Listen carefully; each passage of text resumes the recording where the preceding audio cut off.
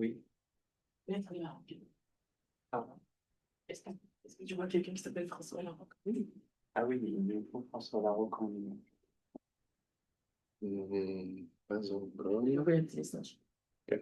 C'est l'un des intervenants principaux. Voilà. Bah, j'imagine il y a encore quelques minutes. On lui avait demandé de se brancher 10 minutes avant. Donc, Ah, bon, oui, non, non, il y a des gens qui sont en ligne. Tu peux voir la liste, hein, les participants en bas. C'est vrai. Ouais.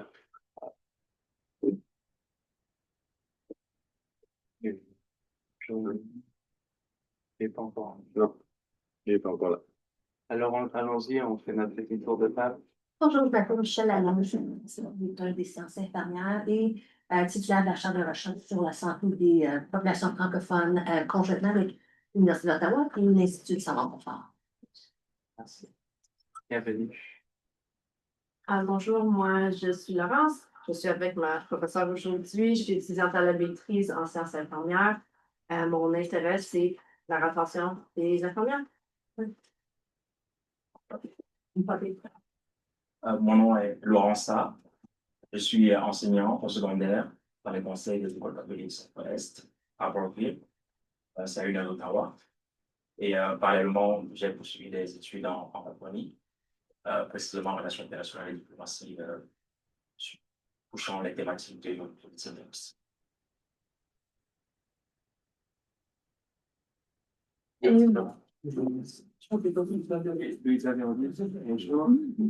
vous savez déjà commencé. Non, non, on fait un petit tour de table pour se présenter. Je vous propose de vous mettre à côté de la directrice. Je dis,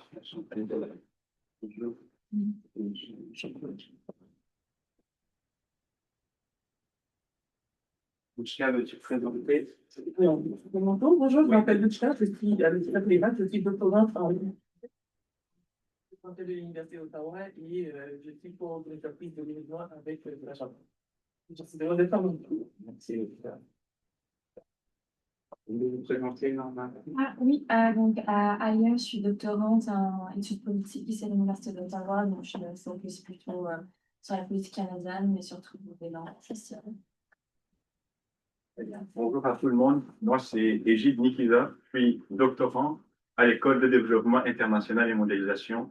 Mon sujet consiste à étudier le poids du genre dans le système international de l'aide à travers une étude comparative entre la coopération au Rwanda et au Burundi. Merci. Merci. Bonjour tout le monde, moi je m'appelle Komi Posset, je suis étudiant à l'Université Saint-Paul en études de conflit, en niveau master. Je viens de France et j'ai été l'étudiant de Benjamin l'année dernière, pour les questions de francophonie. Bonjour, Sébastien Pierrot, je suis journaliste pour Le Droit. En fait, je suis venu par curiosité journalistique et aussi par intérêt personnel pour la francophonie et tout ce qui est attrait aux affaires francophones et puis aux communautés minoritaires de langue officielle. Bonjour tout le monde, merci de l'invitation. Je suis Louise Adonis, professeure de géographie titulaire de la chaire de recherche sur l'immigration des communautés minoritaires. Un sujet très connexe. Bonjour, je suis Elena Valenzuela, je suis professeure ici et linguiste et je suis la directrice de l'ILA. Merci beaucoup, Madame la directrice, de nous accueillir. Donc, mon nom est Benjamin Boutin, j'ai été le fondateur de Francophonie sans frontières. Je suis actuellement chercheur au Collège des chaires de recherche sur le monde francophone, qui est représenté ici d'ailleurs par plusieurs personnes.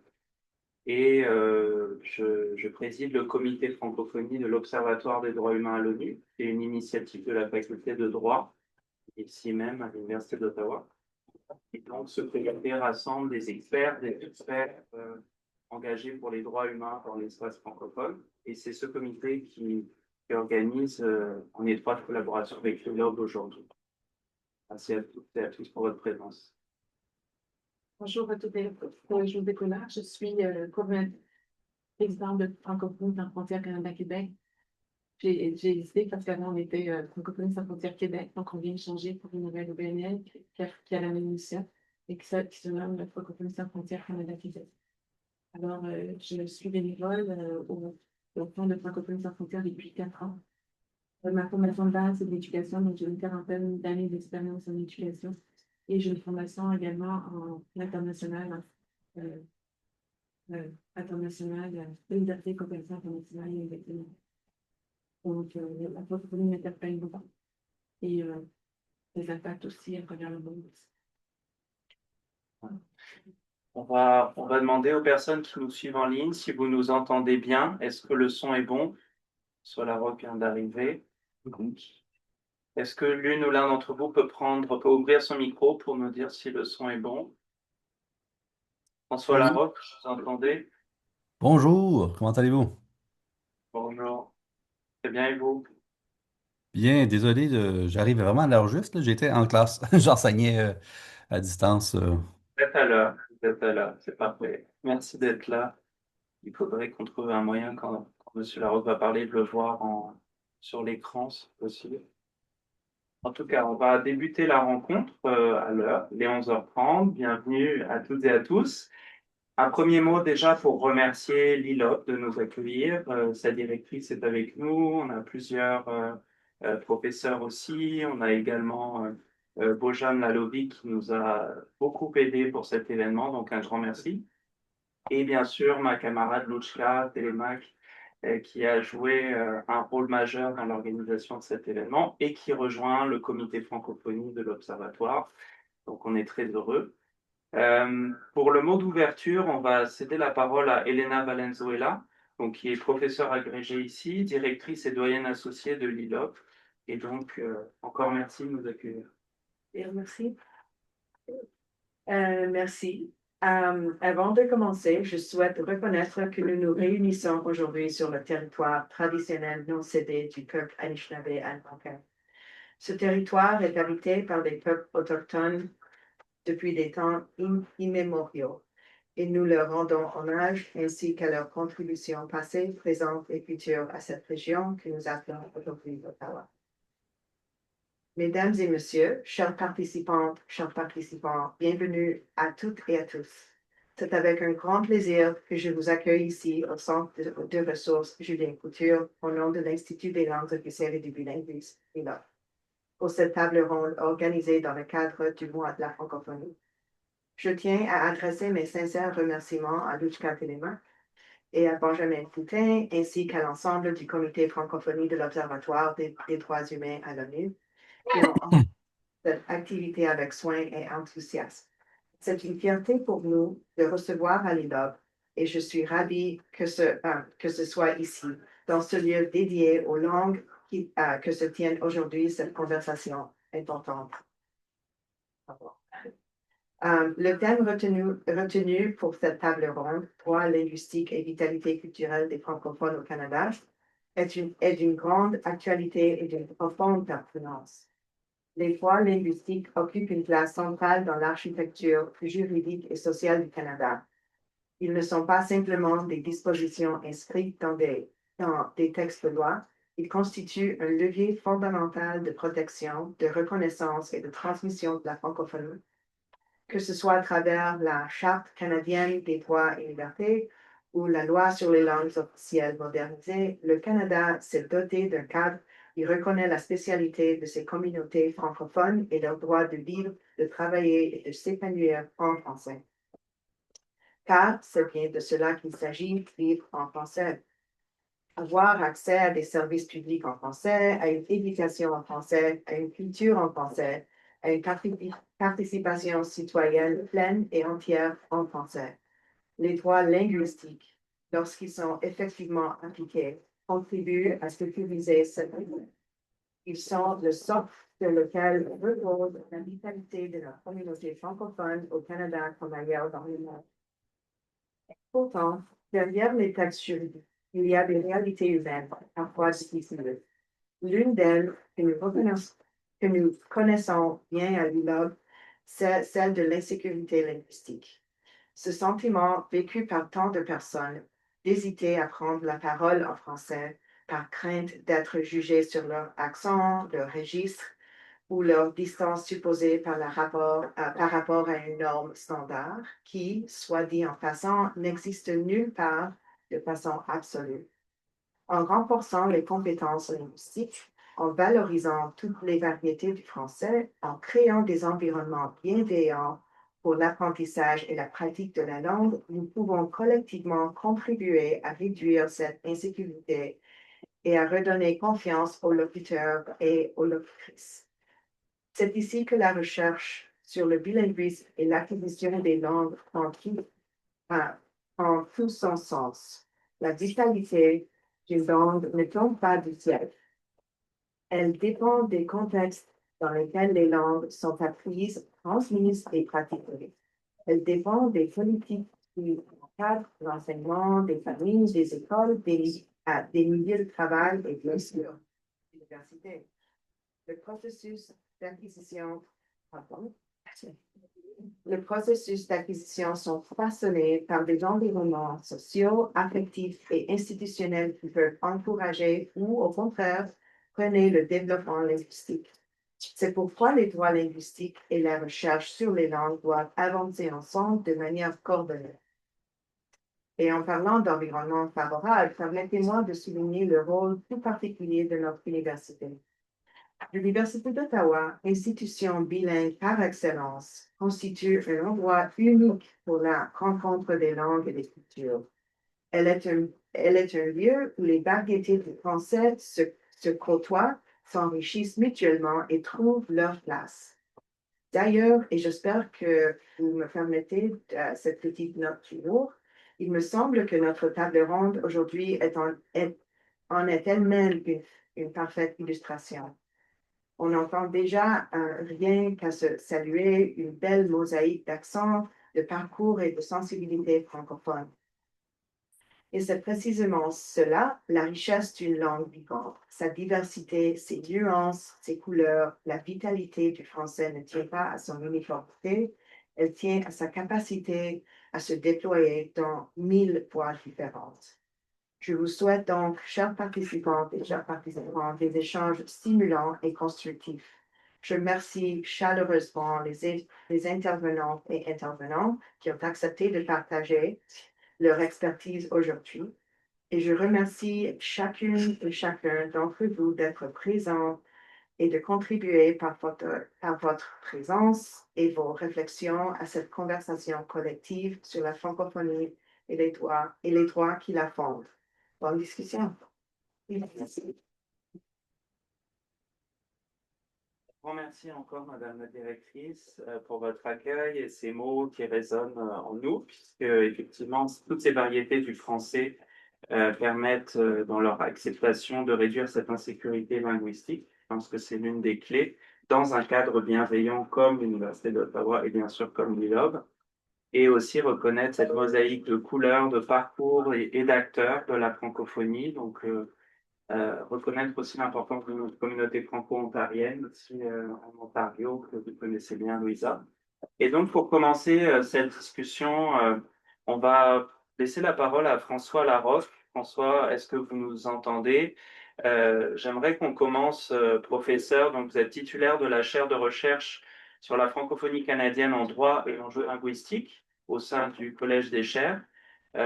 J'aimerais peut-être vous demander pour commencer un panorama de ces droits, des cadres juridiques qui existent et qui protègent les communautés de langue officielle minoritaires. Est-ce que vous pourriez nous éclairer, professeur?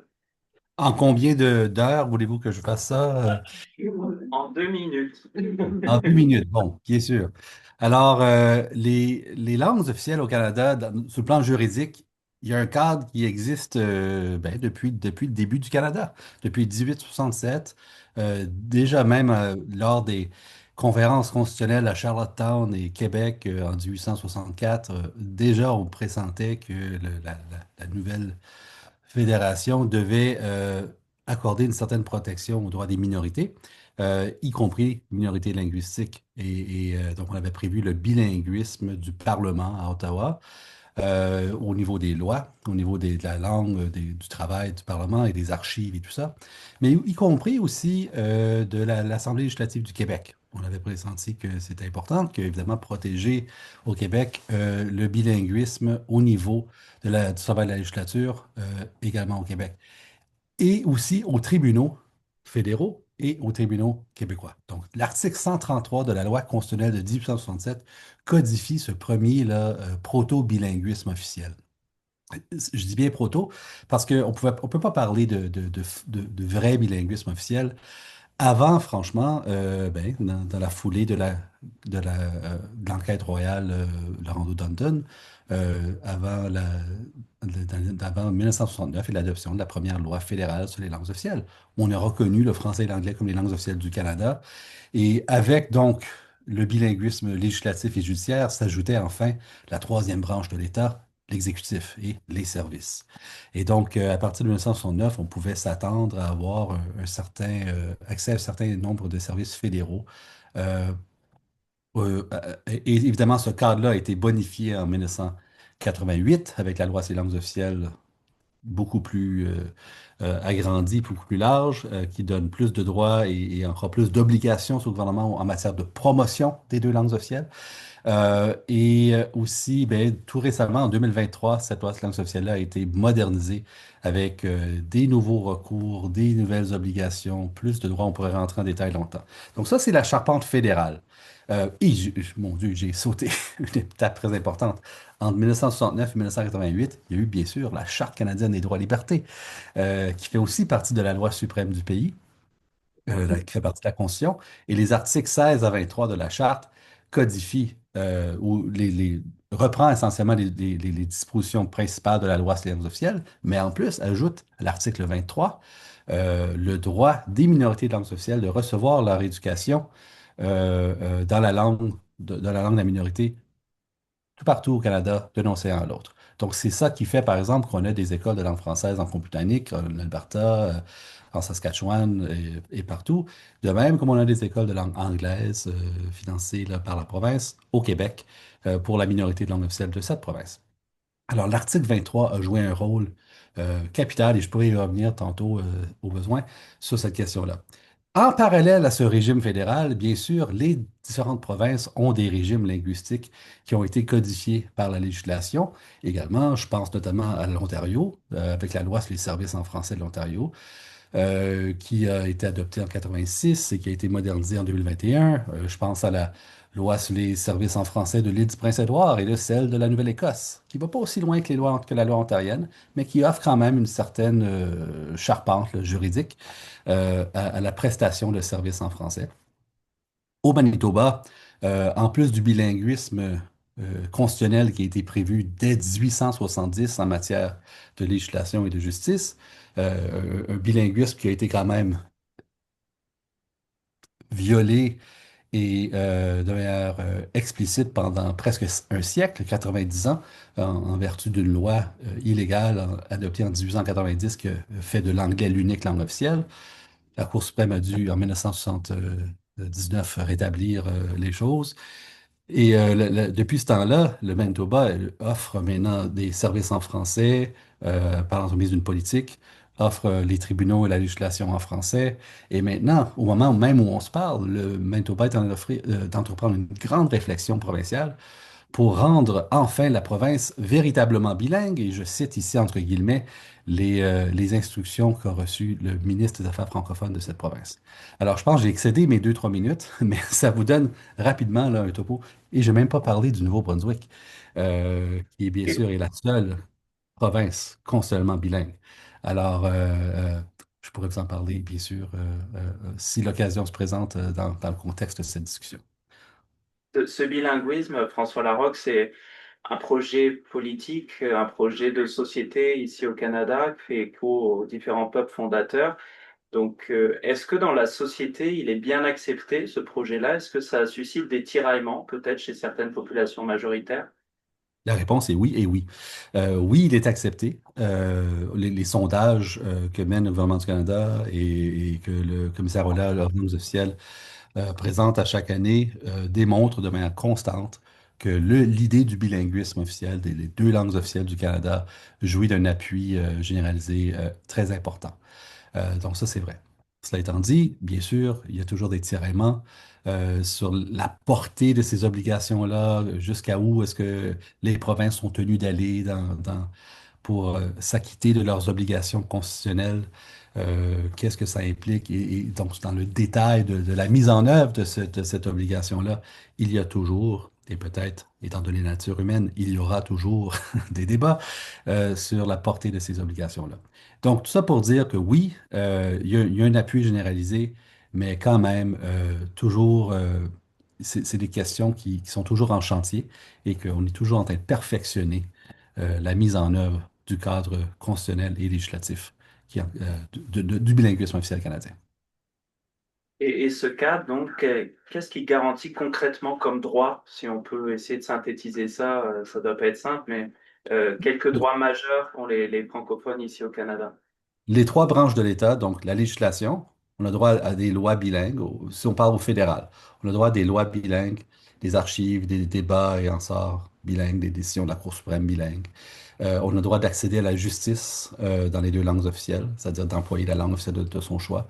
Et depuis les modifications récentes à la loi sur les langues officielles, on a droit aussi d'être entendu et de comparaître devant un juge fédéral qui nous comprend sans l'aide d'un interprète. Donc, on a droit à un bilinguisme du juge ou de la formation judiciaire qui nous entend. Et donc, à la troisième branche du pouvoir de l'État, l'exécutif, donc les services. On a droit au fédéral de recevoir tous les services et de toutes les communications dans les deux langues officielles. Et là, plusieurs provinces ont répété les mêmes obligations. Le Nouveau-Brunswick, par exemple, l'Ontario aussi offre, par l'entremise de son régime législatif, un bilinguisme dans les services en français, un bilinguisme au niveau de la législation et des règlements, et aussi bilinguisme judiciaire. Donc, le français et l'anglais en Ontario sont les deux langues officielles des tribunaux de la province. Le Nouveau-Brunswick, pareil, Manitoba, pareil. Donc, il y a ces droits fondamentaux, ces droits de citoyenneté fondamentaux sont protégés dans plusieurs ressorts. Et j'inclus aussi, je n'ai pas parlé des territoires, ma foi. Ces droits-là existent aussi dans les trois territoires fédéraux, y compris, par ailleurs, des droits linguistiques autochtones dans les tribunaux. Mais c'est peut-être une autre question aussi en parallèle. Mais bref, il y a un cadre juridique qui protège ce que j'appelle là, les droits de citoyenneté fondamentaux.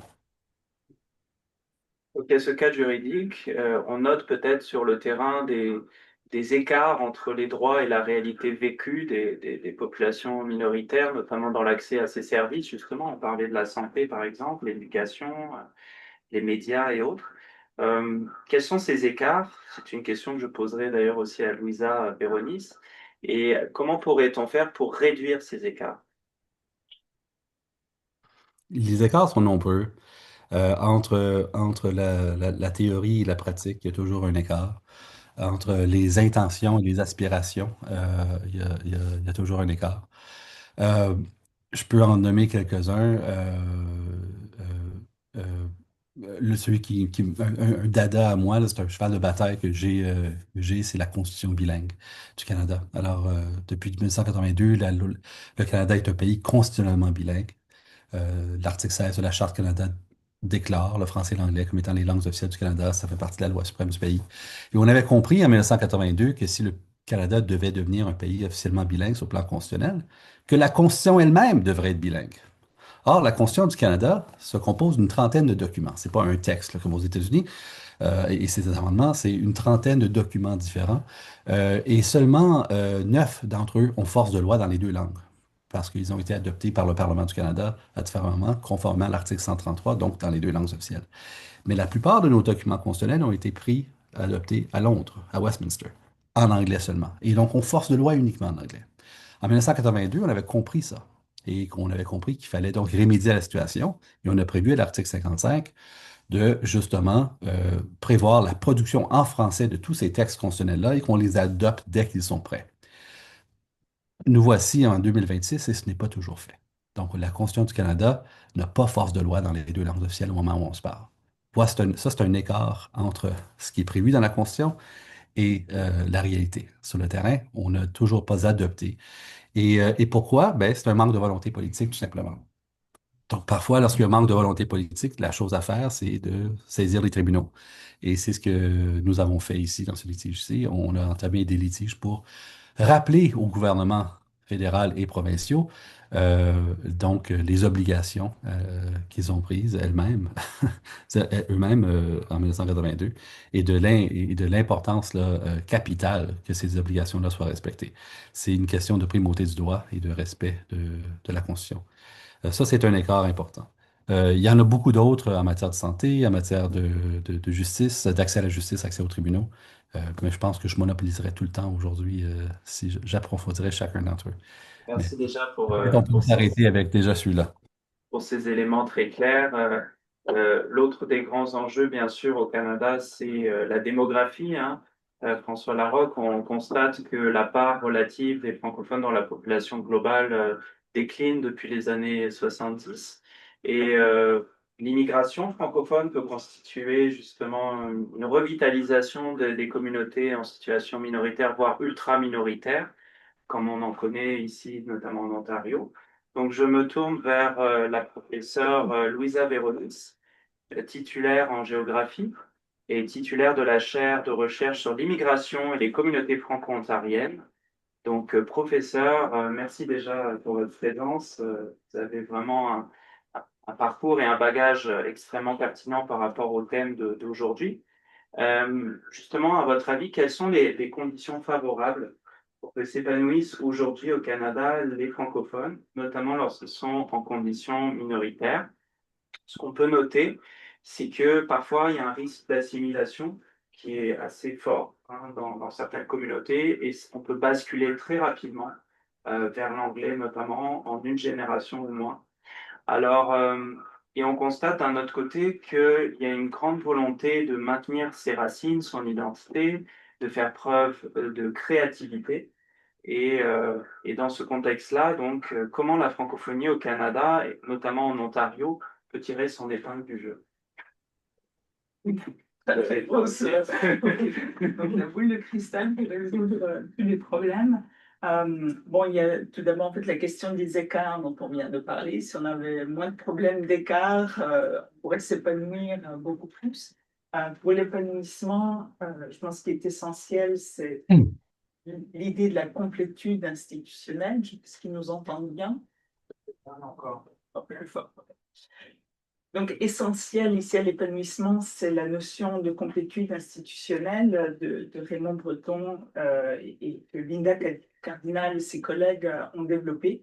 Donc, c'est l'idée qu'une communauté a la capacité, une communauté linguistique ou ethnique a la capacité de disposer de l'ensemble des institutions et services dont elle a besoin pour sa vie sociale, donc en éducation, santé, la justice, la culture aussi, les médias, les loisirs et tout ça. Et donc, on a parlé des grands enjeux, santé, éducation, justice, mais après, du côté de la culture, des médias, des loisirs, on voit vraiment les écarts s'agrandissent encore plus. Donc, avoir en fait en pratique accès à toutes ces institutions, tous ces services serait utile. Il y a l'enjeu santé-éducation qui vont ensemble. Donc, l'accès à l'éducation postsecondaire demeure un très grand problème, un défi en contexte minoritaire.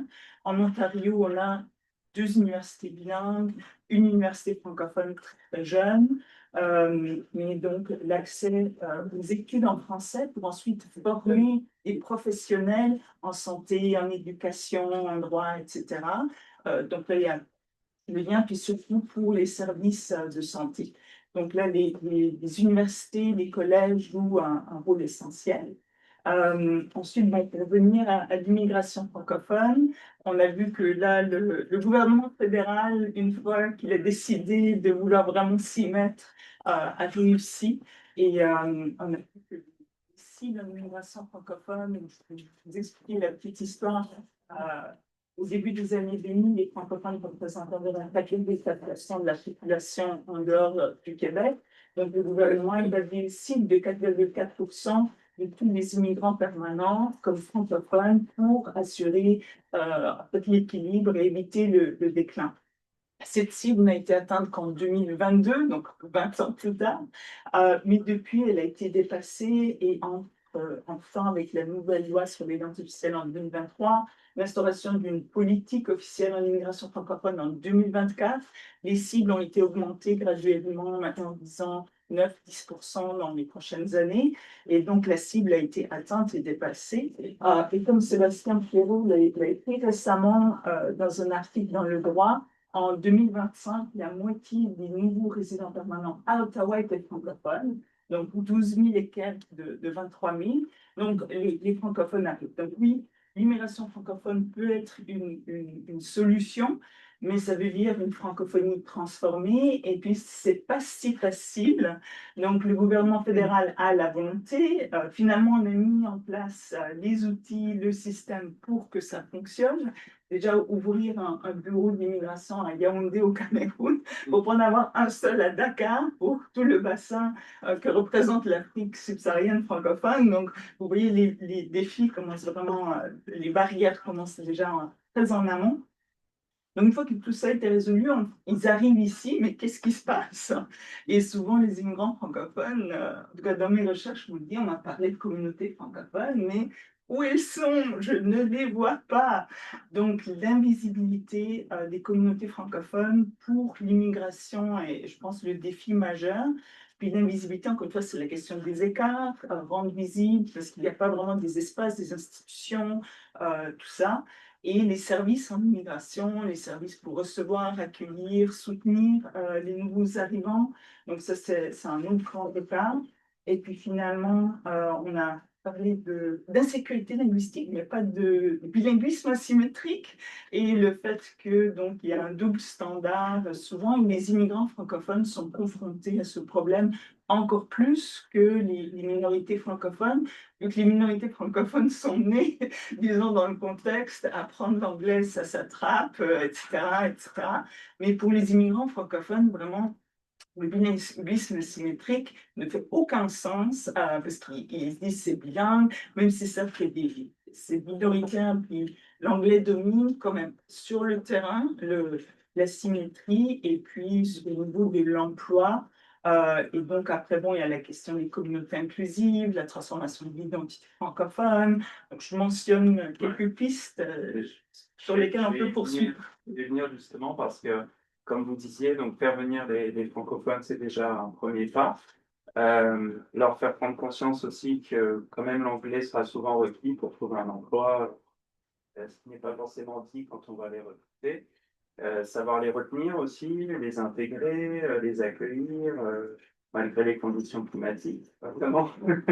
Et comment se fait sur le terrain, vous qui observez les communautés franco-ontariennes, l'accueil justement? Est-ce que, comme vous dites, l'identité se transforme, donc c'est une nouvelle francophonie, mais est-ce que c'est toujours bien accueilli? Est-ce que la symbiose fonctionne? Est-ce qu'il y a aussi des tiraillements qui peuvent advenir? Oui, oui, dans les deux cas. Donc, oui, en général, il y a un soutien, une volonté. Et puis, oui, c'est pas facile. Et puis, donc, en pratique, il y a des accros, il faut ajuster le tir très souvent. En général, bon, il faut aussi se rendre compte que le projet de l'immigration francophone est un projet des leaders, des décideurs politiques. Maintenant, monsieur, madame, tout le monde sur le terrain, peut-être qu'ils veulent plus d'éducatrices ou d'infirmières ou de médecins, mais je ne pense pas qu'ils sont immigrants ou pas. Disons, je ne suis pas sûre que ce soit un projet des communautés dans le sens de monsieur, madame, tout le monde. Mais il faut aussi reconnaître en fait que les communautés francophones étaient beaucoup plus diverses déjà qu'on ne le pense, quand on parle des communautés historiques, de souches et tout, mais en fait, elles étaient aussi déjà diverses. Il y avait, notamment le Québec a beaucoup contribué à la francophonie ontarienne. C'est les francophones qui sont allés à l'ouest. Donc, c'est des communautés mobiles, et puis cette idée d'ancrer, puis le clergé au milieu et tout. Bon, c'est peut-être pas vraiment le portrait exact. Et si on va sur le terrain, les communautés sont très diverses. Si on regarde les écoles, bon, parce que mes enfants sont allés à l'école en ontarienne et vraiment la diversité était là. Les enseignants, les enfants. Donc, je pense que la génération de mes enfants, en tout cas, il y aura une diversité déjà vraiment bien établie. C'est plus au niveau des personnes qui arrivent, qui s'installent et ça prend du temps. On a fait un projet avec les réseaux en immigration francophone. Donc, les réseaux en immigration francophone sont des organismes communautaires qui coordonnent des services et ils font un travail extraordinaire de mettre en action, de rendre possible l'accueil et l'installation des nouveaux arrivants francophones. Ils ont développé beaucoup de projets très innovateurs, dont les communautés accueillantes francophones. Donc, sur le terrain, il y a beaucoup d'innovations. Et puis, on le voit du côté communautaire dans tous les domaines, aussi du côté culturel, disons les artistes issus de l'immigration francophone, le théâtre français à Toronto. Donc, on intègre cette francophonie. Il y a le salon des auteurs, c'est afro-caribéen ou afro-canadien, franco-ontarien, afro-descendant. Et maintenant, on a une littérature qui est issue de tout ça. Donc, on voit que ces gens participent, ils sont là, ils travaillent, il y a beaucoup de succès. Donc, avec les RIF, on a fait un projet assez unique. On se pense beaucoup sur les problèmes, mais on avait fait un projet sur les histoires à succès. Les personnes issues de l'immigration qui ont réussi, qui sont considérées des réussites. Et on a vraiment trouvé qu'eux, ils embarquent dans la francophonie encore plus que le reste d'entre nous. Donc, je vais peut-être dépasser un peu mes temps. Je ne vous ai pas parlé des tiraillements, mais j'aurai encore l'occasion de le faire. Et je pense que c'est important de parler des réseaux et des organisations qui créent du lien dans cette francophonie canadienne. Et là, ça s'adresse aussi à François Larocque et aux différents intervenants. Mais il y a par exemple le Centre de la francophonie des Amériques, dont le siège est à Québec, donc qui manifeste aussi la volonté du Québec de se rapprocher de cette francophonie canadienne. Le Québec a d'ailleurs un secrétariat aux affaires francophones canadiennes. On a également la FCFA, Fédération des communautés francophones et acadiennes du Canada, la Société nationale de l'Acadie, Francophonie sans frontières, etc. Et puis sur le terrain, on a également des associations de parents d'élèves, comme Parents for French, qui s'assurent que justement le bilinguisme est une réalité, pas simplement institutionnelle, mais aussi dans l'éducation. Donc je pense que c'est important de soutenir ces associations, ces fédérations. Est-ce que selon vous, donc, la francophonie canadienne peut s'appuyer sur ces réseaux, notamment pour surmonter ces défis et aller dans le sens de davantage de bilinguisme, comme vous disiez, enlever le côté asymétrique pour que ce soit un peu plus égalitaire? Est-ce que c'est possible? On a le droit de rêver ou pas? On a le droit de rêver. Je pense que la linguiste pourra m'aider là-dessus. Je pense sincèrement que les organismes francophones, dont la FCFA et les sociétés, associations, les organismes porte-parole des différentes francophonies et les réseaux en immigration font un énorme travail. Les écoles, les programmes d'immersion aussi, en partie. Je pense aussi, en fait, peut-être s'ouvrir aux anglophones qui sont francophiles. Oui. Et pour moi, c'est vraiment les francophiles anglophones du Canada qui sont le plus grand joueur là-dedans. Je crois que c'est eux, parce que malheureusement, en termes de tiraillement, j'ai été choquée, j'ai participé à un reportage. Je me souviens plus le nom, c'est cette émission-là basée à Toronto, The Agenda, sur le bilinguisme il y a 2 ans d'ailleurs, et j'ai été choquée par la personne de mon trouvé anglophone qui était Who cares? Donc j'ai été vraiment choquée, puis c'était en direct sur le plateau, donc j'ai été un peu overcome par mes émotions, si je peux dire. Donc, mais j'ai été choquée par la résistance. Et pour moi, jusqu'à c'était OK. Oui, les anglophones ne s'intéressent pas au français, mais à ce point, résister, ça m'avait vraiment choqué. Donc, pour moi, oui, nous, on peut tous faire un effort, mais je voudrais dire qu'on ne devrait pas le mettre sur le dos des immigrants francophones. Parce que là, c'est qu'on attire les immigrants francophones, ils vont venir se joindre à notre communauté francophone et ils vont y rester. Non. Je pense que l'immigrant francophone, il a son projet migratoire pour toutes sortes de raisons.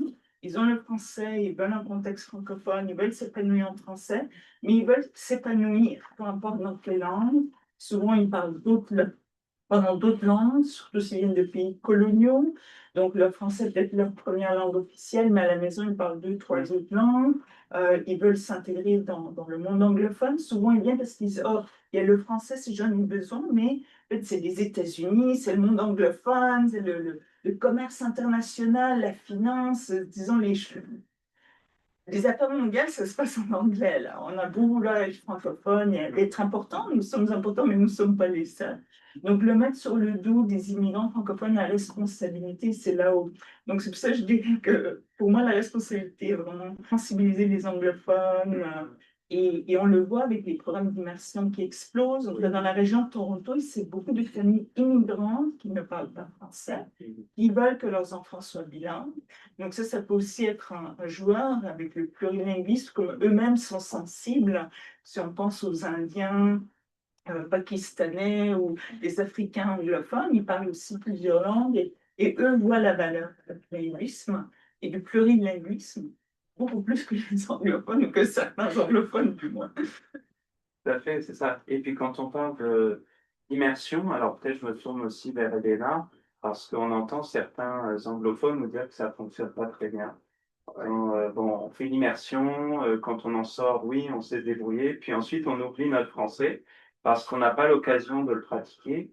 Et ça, c'est lié aussi au milieu de vie, parce que pour que ça marche, il faut qu'il y ait un écosystème, comme vous disiez, de services, et qu'on puisse vivre en français. Mais peut-être, Elena, est-ce que vous auriez quelques pistes pour améliorer cette immersion ou peut-être changer de système, qu'on puisse parler tout au long de la vie? Bon, ça c'est une grosse question. Et je pense que, bon, je veux juste rebondir sur l'idée des francophiles sont une des clés. Je suis tout à fait d'accord avec ça. Quand on parle de l'immersion, bon, vous pouvez entendre dans mon accent, je suis produit de l'immersion, mais j'en suis fière. Et on peut avoir des travaux. Je pense que c'est, je ne sais pas si,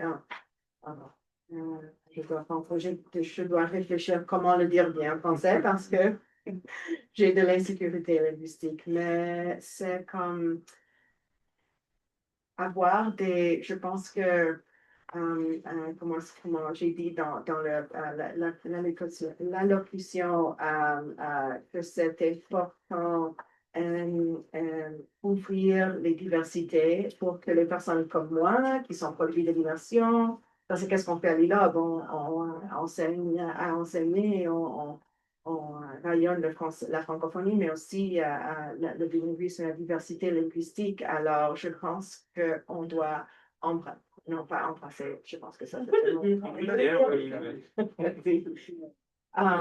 les comme, couleurs du français, tous les accents et comme accepter les personnes comme moi avec mon accent. Je sais, je suis francophile, je me mets à côté de mes collègues francophones pour, renforcer le français. Et je crois en ça, mais je le vis toujours aussi. Comme on dit en anglais, je marche, mais aussi je parle et je marche. Ça. Alors, enfin, je pense que c'est plusieurs choses pour l'immersion, parce que j'étais aussi sur l'agenda l'année passée, et le titre était Did French Immersion Fail Us? Est-ce que le film me dit, oh my God, j'étais comme scandalisée. Mais je pense que pour une partie, on doit donner plus d'appui aux professeurs dans les écoles pour qui enseignent le français et tout ça. Je pense que c'est très important, ça c'est une partie, mais c'est aussi toujours souligner l'importance de parler les deux langues officielles, pas parler des différences que nous avons, mais comme parler de l'acceptation, comment ça c'est partie de notre identité canadienne. Et c'est pas seulement c'est bon pour pour le cerveau, mais c'est bon pour la société canadienne, l'acceptation et tout ça. Je pense que ça va prendre, je pense que ça commence à changer. Je suis la première non francophone directrice de l'ILOB, alors je pense qu'on commence Mais je pense que c'est un changement de culture, de pensée, mais une acceptation. Alors, oui, c'est ça, je pense que plus ou moins. C'est d'autant plus apprécié quand il y a un effort et quand il y a une volonté d'ouverture, comme vous manifestez, et vous êtes francophone, puisque vous parlez français. Donc, Bon, non, c'est mon. Wow. c'est pas quelque chose d'ethnique, et la plupart du temps dans le monde, c'est justement une langue d'élection, une langue qu'on apprend, plutôt qu'une langue maternelle. Donc, c'est ça, la francophonie est ouverte et inclusive. Donc, et peut-être une question pour François Larocque, si vous êtes toujours là. Est-ce que vous nous entendez toujours? Oui, très Vous êtes bien, à, merci. vous êtes à Québec, je crois, Oui. hein. Quel est le rôle de l'université dans tout ça, dans la recherche en particulier? Est-ce que vos études ont une traduction sur le terrain? Est-ce qu'elles sont entendues du gouvernement fédéral, des gouvernements provinciaux? J'ai l'impression quand même qu'il y a une véritable passerelle entre le monde de la recherche et les politiques publiques. Ça a été mon expérience, absolument. Les réformes qu'on a vues dans les dernières années en matière d'aménagement linguistique, là, je pense notamment, prenons l'exemple par excellence là, de la modernisation de la loi sur les langues officielles. Celle-ci a été revendiquée et menée à bout de bras par le milieu associatif, bien entendu, la FCFA, le QCGN, Parents for French, tous ces groupes-là que vous avez déjà évoqués ont joué un rôle capital dans la présentation des argumentaires euh, au gouvernement de non seulement ce qu'il était temps de moderniser la loi, mais comment le faire et ce dont nous avions besoin comme société canadienne qui est profondément attachée à la valeur du bilinguisme et donc la valeur de ces deux langues officielles-là. Et dans le cadre de ces revendications-là, le milieu associatif s'est tourné vers des chercheurs comme Louisa et comme moi-même. Donc, nous avons intervenu à différents moments, plusieurs d'entre nous, Linda Cardinal, Stéphanie Chouinard, je pense à Éric Labelle-Listaff à Moncton, donc des universitaires qui travaillent dans le milieu dans différentes disciplines, mais qui ont cette lentille de l'aménagement linguistique. Et euh, est-ce que vous me voyez toujours? Oui, hein? Oui, oui, oui. Désolé, tout à coup, mon écran a changé. Eh bien, tout ce que je vois, c'est moi. Alors, ça fait curieux. Mais bon, en présumant que vous êtes toujours là. Alors, ce que je dirais, c'est que oui, il y a je pense qu'il y a il y a un désir sérieux de la part de nos élus. Je pense aux différents membres des comités de langues officielles du Sénat et de la Chambre des communes qui se penchent sur ces modernisations-là de nos cadres législatifs. Euh, il y a un souci sincère, je sens chez eux, d'avoir accès à la recherche qui se fait à l'ILOB et à l'Université d'Ottawa et ailleurs, ou dans d'autres institutions postsecondaires, sur les différents enjeux qui touchent l'avenir des communautés de langues officielles au Canada. On fait appel à nous. J'étais la semaine dernière devant le comité permanent des langues officielles du Sénat parce qu'on a sollicité mon opinion sur un règlement qui sera pris à la suite de la partie 7 de la loi sur les langues officielles. C'est une partie très importante qui, évidemment, opérationnalise les engagements qu'a pris le gouvernement fédéral en matière de protection et de promotion des deux langues officielles. Donc, si on parlait tout à l'heure de faire la promotion du bilinguisme dans la société canadienne, ça parle à quoi ça ressemble, ça? Quelles sont les mesures positives que le gouvernement doit prendre pour favoriser la protection des deux langues officielles, mais surtout le français, parce que c'est le français qui se trouve en situation de précarité, mais aussi promouvoir l'idée même du bilinguisme des langues officielles dans la société canadienne. Même si l'engagement ou l'obligation de bilinguisme repose sur le gouvernement, hein, c'est le gouvernement, dans un pays officiellement bilingue, c'est le gouvernement qui doit être bilingue, pas les citoyens. Mais c'est clair que ça aide lorsque les citoyens, eux aussi, au moins partagent une appréciation du multilinguisme et à tout le moins du bilinguisme officiel. Et c'est là ce que le gouvernement, par l'entremise du règlement de la partie 7, a des actions très concrètes à prendre. Et dans l'étude des actions apprendre, ben, on consulte souvent la recherche.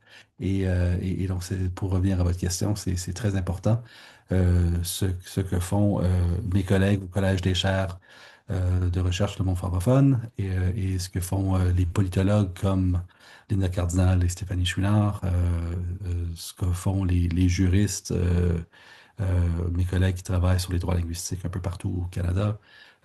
Tout ça aide, je pense, le gouvernement à se faire une tête et à prescrire les normes d'action qu'il faut prendre pour favoriser ces résultats-là. Est-ce que vous pouvez nous donner un exemple assez bref d'un de vos projets de recherche? J'ai vu que vous aviez été récipiendaire d'une subvention majeure récemment pour un de ces projets. Est-ce que vous pourriez nous en dire un mot pour qu'on comprenne concrètement? D'accord, merci de l'occasion de faire ça. J'ai présenté et j'ai obtenu au ministère de la Justice une subvention pour une activité pédagogique, ou si je peux appeler ludopédagogique, destinée à la jeunesse francophone. Alors, une de mes prémices, là, c'est que pour pour que nos droits linguistiques fonctionnent, il faut que les titulaires de ces droits linguistiques-là les revendiquent et en prennent connaissance. Donc, ils s'éduquent, ils se forment sur l'existence de ces droits-là et que ça ne devrait pas attendre d'être confronté à des problèmes ou à des manquements de nos droits linguistiques plus tard dans la vie, mais que ça devait commencer dès la jeunesse, dès la jeunesse, dès l'adolescence. Et donc, j'ai entrepris quelques années passées avec une subvention du CRSH une activité en partenariat avec la FJCF, la Fédération Jeunesse Canadienne-Française. Et on appelle ça la démarche linguistique pan-canadienne. Et qu'est-ce qu'on fait, c'est que par l'entremise d'une application que j'ai développée avec ma chère, que vous pouvez avoir sur vos téléphones, qui s'appelle Planctus, planctus.ca, c'est un outil pour sensibiliser sur les droits linguistiques qui vulgarise et qui explique les différents régimes de droits linguistiques au Canada, mais aussi, surtout, qui permet de faire des plaintes à 13 différents bureaux de traitement de plaintes, comme le Commissariat aux langues officielles, l'Ombudsman, l'Unité des services en français du Bureau de l'Ombudsman de l'Ontario, y compris directement au bureau de Yves Pelletier à l'Université d'Ottawa, si on témoigne d'un manquement à notre règlement sur le bilinguisme à l'Université d'Ottawa. Bref, 13 différents bureaux de traitement de plaintes au pays, dans différents cadres gouvernementaux et institutionnels. Bref, avec Planctus et la démarche linguistique, les jeunes donc se familiarisent au sujet des droits linguistiques et participent à différentes activités. Et durant une semaine ou deux, accumulent des points. Plus qu'ils se renseignent sur les droits linguistiques, nous, on comptabilise les points. Plus ils font des plaintes aux différents bureaux d'ombudsman, ils accumulent des points. Au bout de la période du concours, bien, ils gagnent des prix. Des prix assez intéressants qu'on a pu payer grâce à des commandites du secteur privé. Alors là, j'ai demandé et obtenu une plus grande subvention pour répéter l'exploit avec la FJCF, mais cette fois-ci vraiment là à l'échelle nationale. La dernière fois qu'on l'a fait, on a eu des écoles de la Saskatchewan, de l'Alberta et de l'Ontario qui ont participé, qui était déjà pas mal pour une première tentative, là. C'est ce qu'on appelle le proof of concept. Ça fonctionnait. Et là, ben, avec ça, j'ai pu me tourner vers le ministère de la Justice. Puis je dis, si vous me donnez un peu plus d'argent, je peux le faire à la plus grande échelle. Et là, la FJCF sont toutes embarquées. Et grâce à Jurivision, un bureau là, qui se trouve à la faculté de droit, on va produire des vidéos pédagogiques sur les droits linguistiques et comment les revendiquer d'une manière qui va être, je pense, plus intéressante pour les jeunes que de voir des vieux professeurs parler de la Charte canadienne des droits et libertés et de la loi sur les langues officielles. Ça va être plus vendeur d'avoir des vidéos conçues là, et dirigées aux jeunes. Bref, ça, c'est ce que je vais faire avec cette subvention. Et dans le but, donc, de promouvoir les droits linguistiques et c'est de la mobilisation des connaissances, dans le fond, pour qu'on ait, j'espère, une génération, des nouvelles générations de jeunes qui sont engagés, renseignés et mobilisés. Et donc, c'est ce qu'on cherche à accomplir. Vous avez un nom, planctus.ca, ludique, Planctus.ca, oui. Ludique, pédagogique, mais on peut se plaindre aussi. On aime ça. Ouais! Très Puis bien. non, faut éviter les connotations négatives avec les plaintes. Les Oui. plaintes sont en fait l'outil par excellence, le recours par excellence qu'on peut s'approprier nous-mêmes comme citoyens pour Améliorer les faire dispositifs. connaître les problèmes qui existent, les écarts entre la théorie et la pratique. Et une fois qu'on les signale par l'entremise d'une plainte, eh bien, des choses changent. Exact, exact. Ça a une utilité. Louisa, Véronis, quand on parle de vitalité culturelle de la francophonie canadienne, à quoi est-ce que vous pensez spontanément? Parce qu'on parlait tout à l'heure de créativité. Euh, il y a la plainte, il y a les droits, il y a les dispositifs, mais il faut que la francophonie rayonne aussi, qu'elle soit attractive, qu'elle apporte, disons, des nouveaux publics, qu'elle attire des nouveaux publics. Alors vous, est-ce que vous avez des coups de cœur en musique, en art, en spectacle vivant, vis-à-vis des francophones canadiens? Je ne parle pas à la chercheuse, là. Non. Voilà. Disons que je suis assez occupée à faire de la recherche. Donc, d'activités culturelles, on essaye, n'est-ce pas? Donc, je ne suis pas la bonne personne pour répondre à cette question-là sur le plan personnel, pardon. Mais en termes de ce que je vois en termes de chercheurs, oui, beaucoup d'innovation, de créativité. Je crois qu'on doit revenir aux organismes communautaires qui reçoivent les immigrants francophones, et le gouvernement fédéral, l'IRCC, finance un programme que je trouve vraiment fantastique, qui s'appelle Connexion, programme Connexion. Et en général, c'est un programme qui vise en fait à aider à la rencontre, si vous voulez, entre les nouveaux arrivants et les communautés dans lesquelles ils s'installent, et chaque organisme le déploie comme il le souhaite. Donc souvent, c'est orienté vers les jeunes, donc des activités de jeunes comme apprendre à patiner ou à jouer au hockey. Il y a des programmes de jumelage entre des personnes nouvellement arrivées et des personnes plus établies. Il peut y avoir des compétitions sportives, foot, soccer, ce genre de choses. Donc, c'est vraiment un programme qui vise à la rencontre et à la connaissance, surtout par les nouveaux arrivants. Donc, c'est très créatif, et ça va aussi par les activités culturelles, créatives. En fait, c'est selon l'organisme organise ce qu'il veut. Après, pour moi, comme les enfants étaient à l'école élémentaire, la culture passait surtout par là. Et je pense que pour les nouveaux arrivants qui ont une famille ou des enfants qui vont à l'école, en fait, l'intégration dans la communauté francophone se fait vraiment par l'école. Et les écoles, en contexte minoritaire, ont une mission communautaire très, très importante.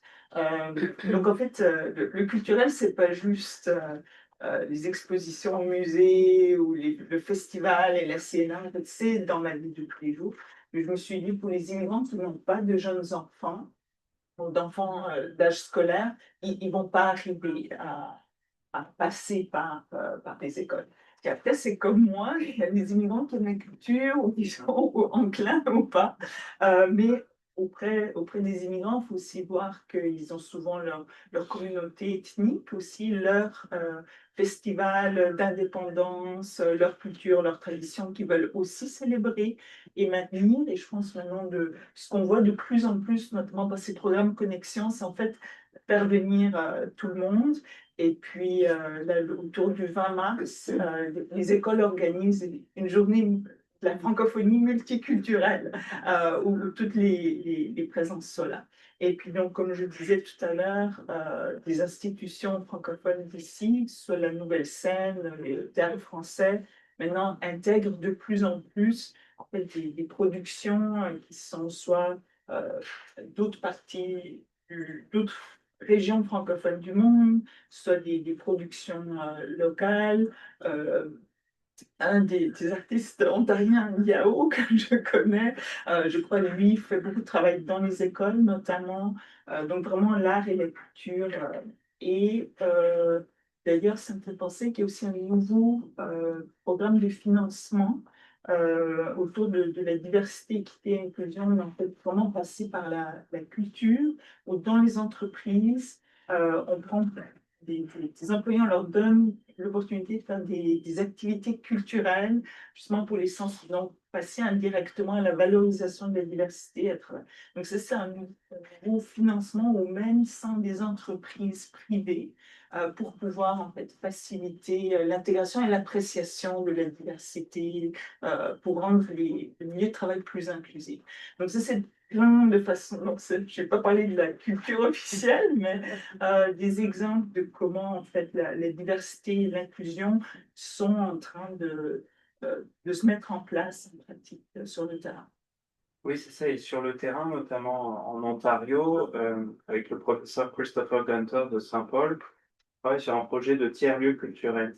Et on s'est rendu compte qu'il y a des lieux, par exemple à London, il y a un carrefour francophone de London, où il y a à la fois un service de garderie, d'activités pour les aînés, des spectacles, des choses comme du sport. Et en fait, ce sont des lieux de vie où on peut tout faire en français, des lieux de vie et de culture. Donc ça, c'est quand même des exemples intéressants en Ontario.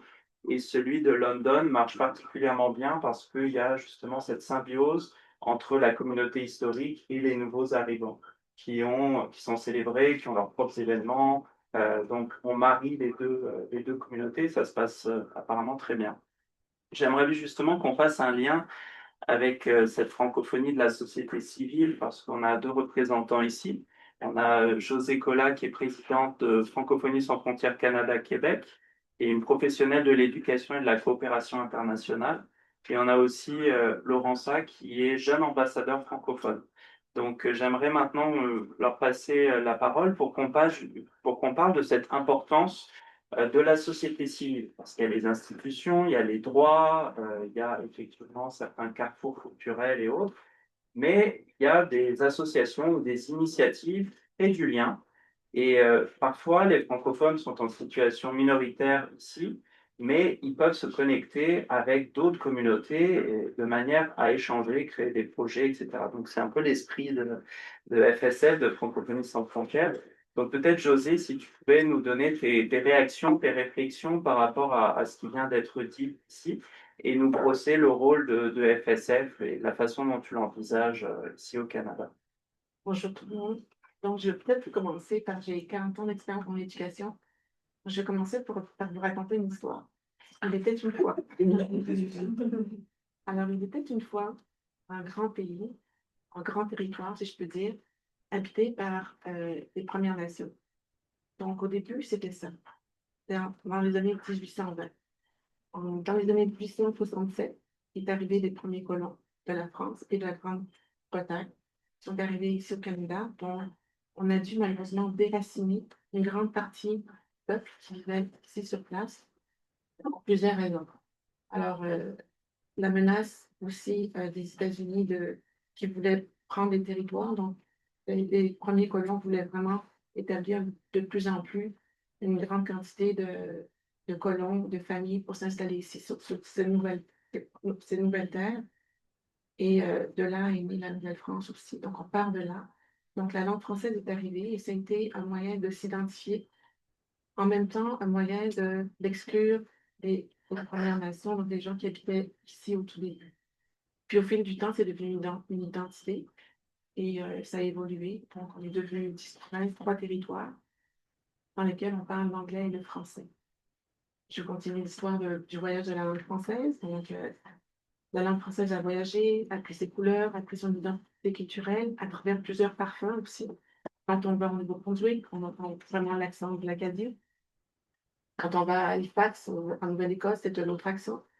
Et c'est comparatif aussi à d'autres régions du monde qui ont vécu la colonisation. Donc, le fait que les premiers colons sont arrivés ici pour s'implanter, pour trouver de nouvelles terres, de nouvelles horizons, ça a fait évoluer la langue française et on continue toujours dans ce sens-là avec l'arrivée massive des gens de l'extérieur aussi qui arrivent avec leur parfum, leur langue, leur couleur. Et la langue française se diversifie et devient une identité dans les écoles. Quand on regarde les écoles franco-ontariennes principalement, euh, avant il y avait des écoles anglophones, mais les quelques écoles francophones qui se sont installées en Ontario ont dû se battre pendant plusieurs années pour garder leur identité. Et la raison, c'est la langue française. C'est sûr qu'avec le temps, cette langue évolue, cette belle langue prend racine et elle s'identifie par plusieurs parfums, plusieurs cultures aussi.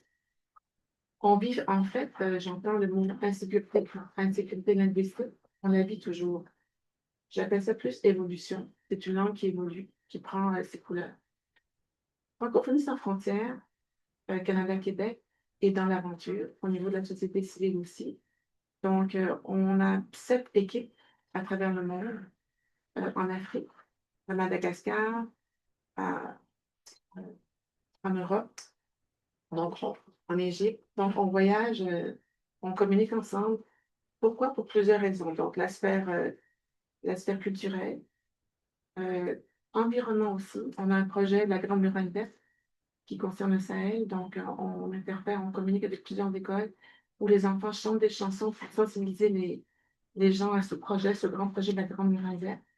On a des projets linguistiques, on a des échanges culturels, entre autres, avec la Fédération Wallonie-Bruxelles. On échange des projets culturels avec la Belgique, le Canada, Belgique, l'Ontario, Belgique, bientôt le Nouveau-Brunswick.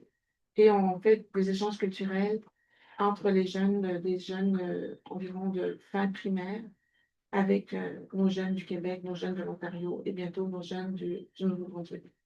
Donc, c'est un mouvement, c'est une reconnaissance par rapport à la langue aussi. C'est un hymne à la langue française, qu'elle soit anglophone, francophile ou francophone, francophile. C'est une langue qui voyage dans le temps, qui prend ses couleurs, qui prend son essence aussi, qui évolue.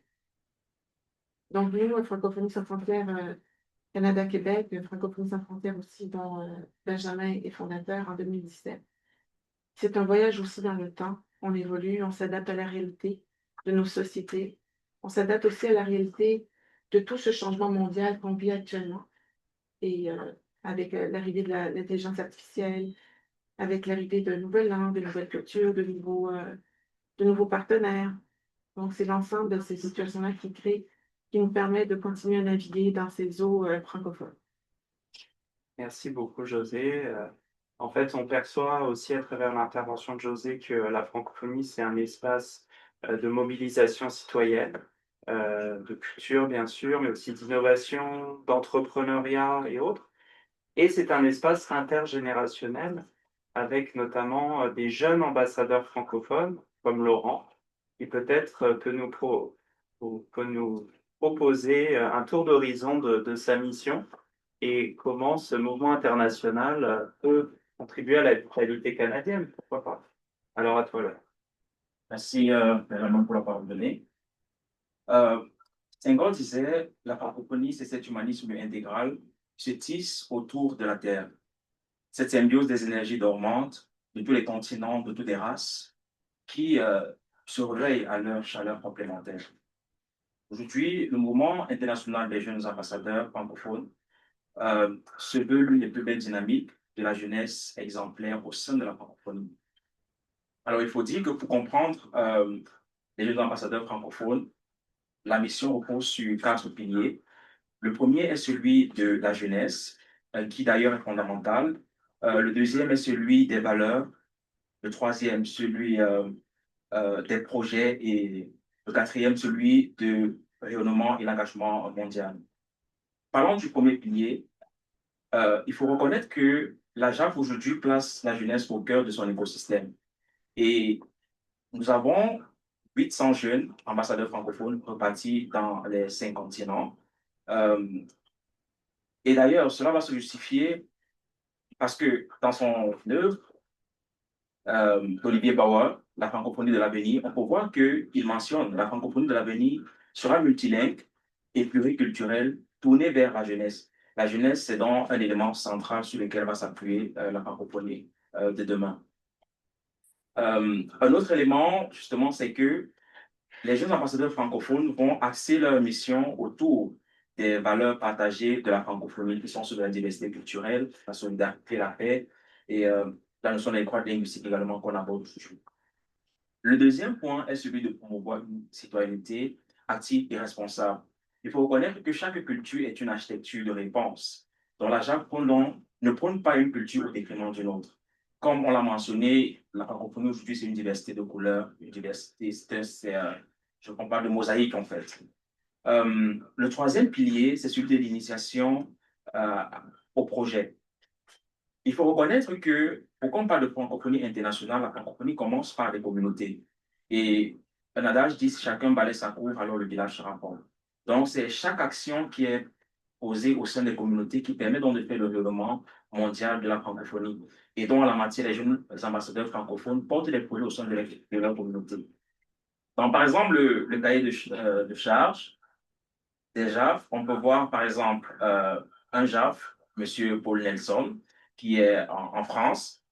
L'un de ses objectifs était celui d'implanter les JAF au sein des territoires et de travailler à leur coordination. Et c'est un travail qu'il fait, il faut le dire. Donc, que ce soit en France comme au Canada, il est des personnes qui s'assurent à ce qu'il y ait cette relation entre les différents ambassadeurs francophones.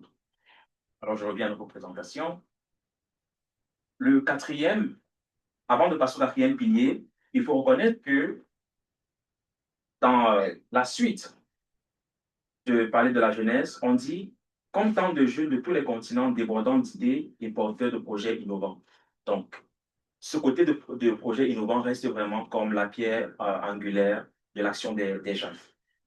Le quatrième pilier, c'est celui de convertir l'engagement citoyen au rayonnement mondial. Lorsque j'ai mentionné tout à l'heure porter des projets, ils sont d'abord communautaires et donc, ça passe par le volontariat local. Ensuite, ça devient sociétal pour devenir à la fin mondial. On peut voir justement que les gens ont participé comme volontaires aux Jeux olympiques et paralympiques de Paris 2024. La participation, par exemple, au 9e sommet de la francophonie à Villers-Cotterêts en France. Mais plusieurs autres événements de ce genre. Il faut dire que les jeunes ambassadeurs francophones au Canada sont encore très peu nombreux. C'est un mouvement naissant. Et je pense qu'avec l'appui de Benjamin Mouton, c'est quelque chose qu'on essaie vraiment de mettre sur pied ici au Canada. Et reconnaissons qu'il n'y a rien de nouveau sur le soleil. Quelle qu'en soit l'innovation de nos pensées, il faut reconnaître le chemin tracé par les anciens, par nos prédécesseurs. Et je pense qu'aujourd'hui, c'est aussi un appel. Les jeunes ambassadeurs, comme je disais tout à l'heure, si on balaie nos cours, si chacun balaie sa cour, le village planétaire de la francophonie sera pauvre. Alors, les jeunes ambassadeurs aujourd'hui sont le balai entre commun pour nos prédécesseurs. Donc, je vais finir justement par là et mentionner également que nous travaillons activement en ce qui concerne l'organisation du prochain sommet de la francophonie au Cambodge. Et voilà, c'est une action qu'on tient vraiment à cœur pour le moment. Je vous remercie, Justice. Merci beaucoup. Merci beaucoup, Laurent. On va maintenant ouvrir une période de questions qui sera co-animée avec Louchka, qui ensuite nous fera part de son commentaire. Alors, avez-vous des questions? François Larocque, vous êtes toujours en ligne avec nous, je suppose, oui. Voilà, pour nos différentes intervenantes et intervenants, c'est le moment. À derrière, oui, madame, allez-y. Bonjour tout le monde. Clémence, doctorante en lettres françaises. Et merci déjà aux intervenants, c'était très intéressant. Et j'ai pu comprendre que la francophonie canadienne, elle est bien réelle, elle est importante, mais elle reste fragile. Je parle de fragilité parce que vous avez parlé du poids démographique, vous avez parlé de l'accès aux services, mais la population, c'est autre chose. Vous avez parlé de l'assimilation linguistique. Le professeur Louisa a tenté de donner quelques solutions et il se pourrait que l'avenir de la francophonie canadienne dépende de la transition, notamment l'immigration francophone, politique linguistique, les institutions fortes, écoles, médias et autres. Mais je crois que malheureusement, j'ai d'autres questions. J'ai des questions, je n'ai pas de solution.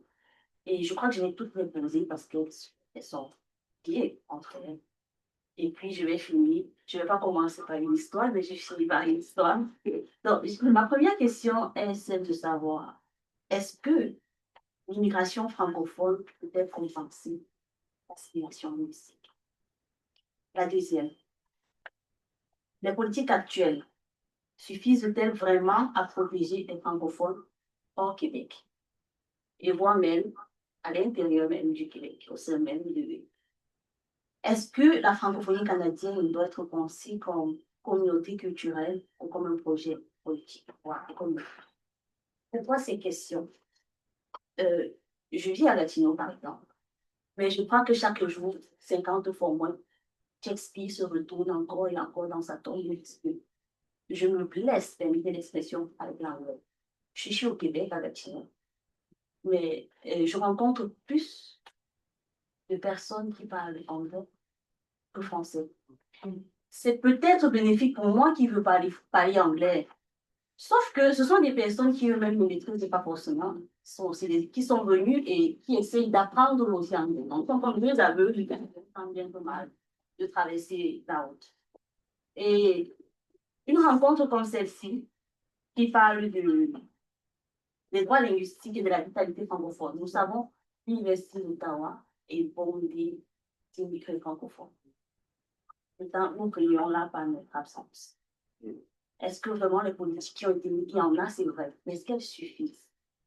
Et vous avez parlé des festivals entre les communautés. C'est vrai, ça existe.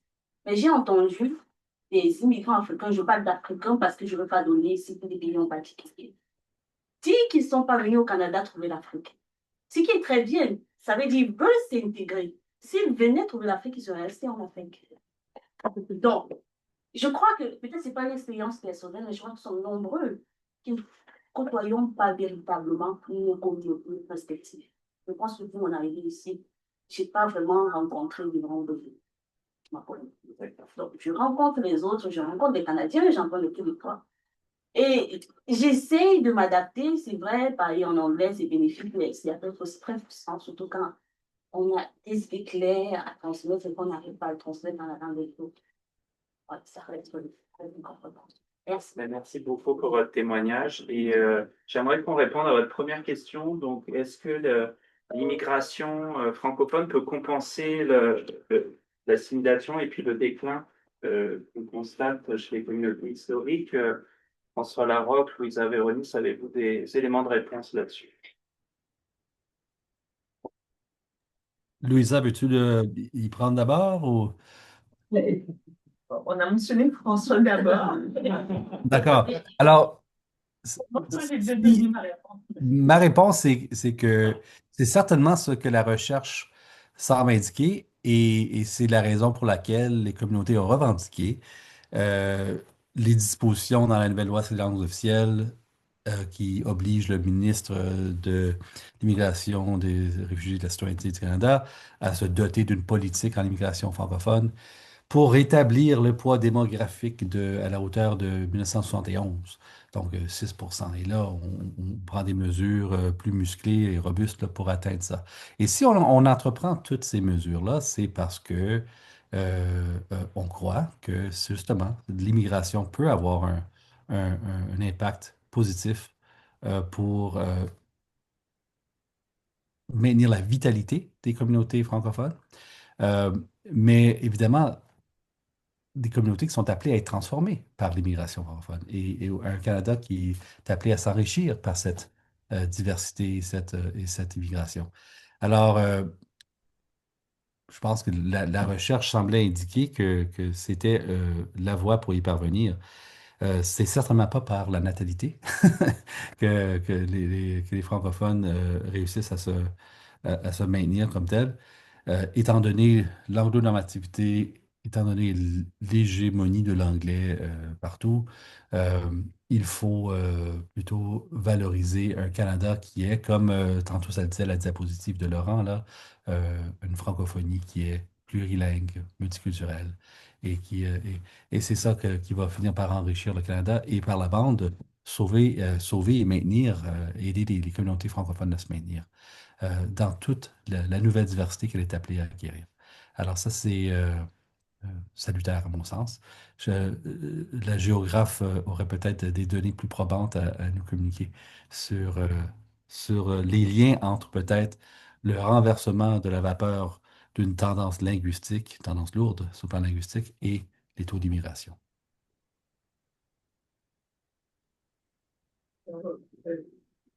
Donc, en point de vue de nombre, oui, on a plus de locuteurs, on maintient des locuteurs francophones, mais après, est-ce que ça... Pour répondre à la question, c'est est-ce que l'immigration peut compenser l'assimilation? J'essaie de répondre à cette question-là. Je pense que l'immigration fait partie d'un ensemble de solutions, mais ce n'est pas la solution unique. Elle peut venir soutenir, mais elle ne va pas résoudre le problème.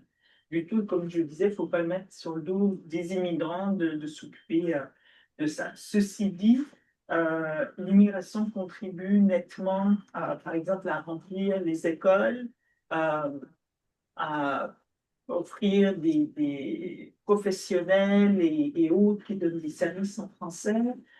Donc, dans ce sens-là, oui, il faut compenser parce que ben, les normes sont là, donc on continue. Il y a une demande pour les services et des professionnels pour offrir les services. Mais, bon, outre la question de la diversification, l'identité francophone qui se transforme et tout ça, un des grands décalages, c'est le problème de l'insertion professionnelle d'immigrants qui viennent avec des diplômes et de l'expérience de l'étranger qui ne sont pas reconnus, plus la barrière de la langue. Donc, tous les immigrants confrontent le manque de reconnaissance des acquis, on le sait. Les francophones, en fait, font face à un double défi. Tant on a beau avoir les enfants intégrés à l'école, pouvoir parler français avec ses voisins, peut-être avoir accès aux services en français, mais tant que la personne nouvelle arrivante ne réussit pas ce que eux, elles et ils considèrent leur projet, notamment quand on leur a dit on veut des professionnels bien éduqués comme vous, venez, on a besoin de vous, mais pas d'emploi en français et on ne reconnaît pas vos acquis en plus. Donc, tant que le projet migratoire n'est pas reconnu, donc là, c'est un peu aussi en lien avec l'histoire à la fin. L'immigrant, soit francophone, anglophone ou autre, ils viennent parce qu'ils ont un projet. Donc, ça peut être une migration forcée, voulue, ça peut être pour l'éducation, la famille, la qualité de vie, l'ambition, l'aventure, peu importe. Mais si cette personne ne sent pas avoir réussi ou quitte, c'était peut-être pas le rêve qu'ils avaient imaginé, mais à la fin, au bout du compte, ils sentent qu'ils peuvent s'épanouir. Donc ça, c'est pas réussi. Je pense que cette question de l'affiliation, de l'attachement aux communautés francophones. Donc je voulais juste peut-être dire que c'est pas la seule solution. Et peut-être encourager les gens d'ici à avoir plus de bébés pour aider. Alors voilà, et comme vous disiez aussi, sensibiliser les Oui. autres parlants comme les anglophones à apprendre le français. Bon, alors on va prendre des questions dernières en rafale parce que le temps file. Il y avait monsieur ici, il y a monsieur là. Monsieur le journaliste, pas de frustration, non? Non, non. Vous il va falloir vraiment les faire en rafale. Pas de commentaires, pas de témoignages. Vos questions directes. Allez-y. Merci. Mon nom c'est Jackson, je suis candidat au doctorat en études urbaines à l'UQAM et aussi j'ai une maîtrise en sociologie à l'Université d'Ottawa. Bon, bien entendu, je fais mon travail sur l'insécurité résidentielle chez les demandeurs d'asile qui passent par le chemin Roxham. Mais dans mon travail de thèse, j'ai souligné que l'obstacle linguistique est une barrière non seulement par rapport avec certains services dont nous parlons en ce moment, mais aussi un obstacle pour trouver vraiment un accès au logement adéquat. Et puis, je me situe au Québec et surtout à Montréal. Je vois qu'il y a la loi 101, je crois qu'il devrait l'évêque, 1977, et qui vient de renforcer par la loi 96. Et je vois comme, je me demande, est-ce que, bon, peut-être ça peut pas être péjoratif, mais est-ce que la violence linguistique ne peut pas constituer comme un obstacle à l'épanouissement en soi de la langue française? Le fait que les immigrants, la plupart d'entre eux, sont des francophones, et il y a cette pression aussi, est-ce que ça ne constitue pas vraiment, donc ça peut déboucher sur d'autres angles, mais est-ce que ça, c'est pas un obstacle directement à l'épanouissement même de la francophonie? Merci. J'enchaîne avec monsieur. Merci beaucoup. Alors moi, je dois reconnaître que je suis un peu étonné. Étonné pourquoi? Parce que certes, il y a des initiatives informelles de part et d'autre, mais visant à valoriser la francophonie, mais qui ne sont pas du tout reconnues et appuyées. Je Je dis pourquoi. La francophonie, c'est-à-dire qu'elle est existante, mais elle est molle. Molle, pourquoi? Moi, quand je suis arrivé ici, au passage, je signe que je fais ma thèse en français, mais dans la pièce où je passe la journée, je suis le seul non francophone. Donc, je suis forcé à faire, à fournir des efforts afin que je puisse m'exprimer en anglais. C'est bien, mais comme j'aime le dire, le français est marginalisé. Et j'avais initié un club de débat francophone, mais on a essayé de mettre des obstacles. Pourquoi? On nous a dit, pour que vous puissiez fonctionner, il faut des moyens afin que vous puissiez accéder à une salle. C'était une initiative gratuite visant à encadrer les jeunes à la faculté des sciences sociales. Jusqu'à maintenant, ce qu'on fait, c'est l'encadrement des étudiants pendant la semaine dédiée au développement international. Alors, ce que je voudrais souligner, comme la francophonie existe, mais étant molle, c'est-à-dire elle n'est pas apparente. Or, comme vous le savez, pouvoir c'est paraître. Moi, je souhaiterais que vous souteniez des initiatives aujourd'hui informelles, mais qui pourraient continuer ou contribuer à promouvoir la francophonie. Pourquoi je souligne cela? Par exemple, tous les lundis et mardis, il y a une professeure qui enseigne en anglais. On se rencontre et souhaite apprendre le français. On fait l'échange linguistique, même cet après-midi, plus de 70 ans. Donc, c'est-à-dire qu'il y a des gens qui souhaiteraient apprendre le français. Il faut poser votre question. La question. Alors, qu'est-ce que spécifiquement vous comptez faire pour que la francophonie existante mais molle puisse se regaillardir, c'est-à-dire Vous parlez à l'Université d'Ottawa ou partout? à l'université de manière spécifique. Merci beaucoup. Laurent? Bien, je suis, comme les autres, très marqué par la qualité des questions que nous avons évoquées aujourd'hui. Mais je pense quand même qu'il y a un élément qu'on n'a pas mentionné, c'est l'aspect numérique dans les politiques linguistiques. Il faut dire que mes travaux de recherche ont porté sur 3 grands pans en ce qui concerne les politiques linguistiques. Premièrement, l'immigration, ensuite l'éducation et enfin le numérique. Donc ma question aujourd'hui sera axée au niveau du numérique. Avec Jean Calvet, lorsqu'on parle de la guerre des langues, il s'agit de se demander aussi où sont les locuteurs. Parce que dans la guerre des langues, comme des soldats, c'est des locuteurs qui sont entre eux. Je ne veux pas avoir une vision, je vais dire quoi, c'est normatique ou en fait de guerre entre les langues, vraiment, mais je dis quand même que aujourd'hui, lorsqu'on parle des locuteurs, on va se demander quand même où se trouvent les locuteurs. La majeure partie des travaux antécédents qui étaient faits sur la question des droits linguistiques étaient orientés sur l'espace public. Mais aujourd'hui, quand même, je pense qu'on peut élever le débat au niveau de l'espace numérique pour se demander où sont les locuteurs et dans la plupart des cas, donc aujourd'hui, se trouvent dans l'espace numérique.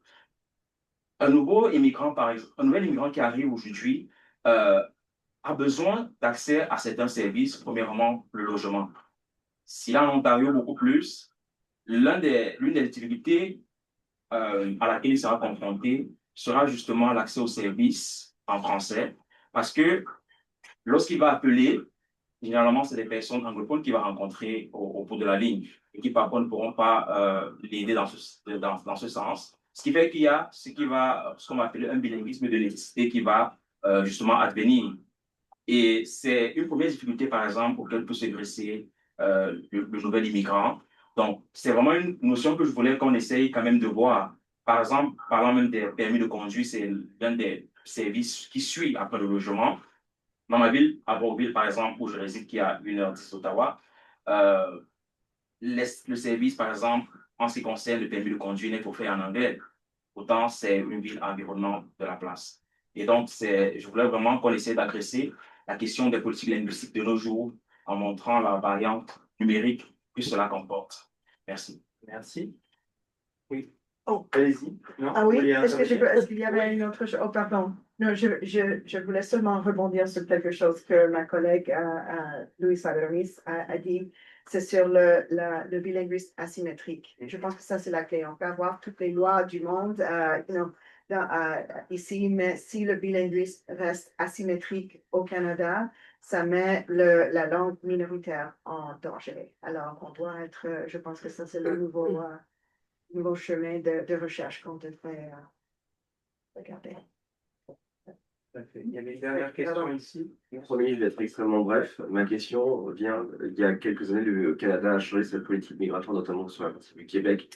Et vous l'avez dit, la francophonie, c'est une mosaïque, mais dans cette mosaïque, par exemple, le québécois a son identité propre. Et est-ce qu'il y a un rapport entre l'immigration et la volonté aujourd'hui du Québec, plus que d'autres parties du Canada qui sont plus ouvertes à l'immigration francophone maintenant, de refermer peut-être cette taux d'immigration pour pouvoir préserver son identité qui doit être propre malgré cette volonté d'une francophonie qui, je comprends, la francophonie en général est une mosaïque, mais une mosaïque se compose, ce sont aussi des compartiments et donc il faut aussi préserver l'identité de ces compartiments. Est-ce que la politique qui a été menée par le Québec il y a 2 ans, je crois, est dans cette idée ou c'est moi qui me trompe tout à fait? Merci. On va laisser François Larocque répondre à toutes les questions. Je